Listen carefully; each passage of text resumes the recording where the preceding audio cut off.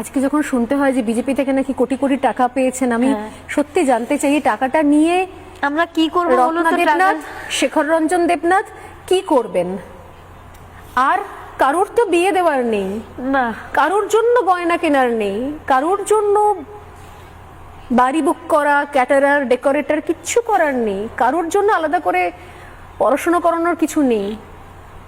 সত্যি কি টাকার জন্য আপনারা সিদ্ধান্ত নিয়েছিলেন নির্বাচনে লড়ার? এই উত্তরগুলো দেবেন আজকে। টাকা মন্ত্রী নিয়ে যেদিন বলেছিলেন একটা মঞ্চ থেকে 10 লক্ষ টাকা তো আমি দিতেই পারি, সেদিন আমাকে মিডিয়া যখন বলেছিল, আমি বলেছিলাম 10 লক্ষ নয়, আমি ওনাকে 20 লক্ষ টাকা দেব, এবং আমার মেয়ের বিয়ের জন্য কয়েকটা গয়না আমার কাছে বানানো আছে, সেগুলোও আমি দিয়ে দেব, উনি আমার মেয়েটাকে ফিরিয়ে দিন। এবং কোর্টে যেদিন সঞ্জয় রায়ের বিচার হলো, ওকে আজীবন কারাদণ্ড দেওয়া হলো, সেদিন বিচারক 17 লক্ষ টাকা ধার্য করেছিলেন আমার মেয়ের যে ক্ষতি হয়েছে তার জন্য। আমরা দুজনেই উঠে দাঁড়িয়ে বলেছিলাম, স্যার আমরা টাকা চাই না, আমরা মেয়ের বিচার চাই।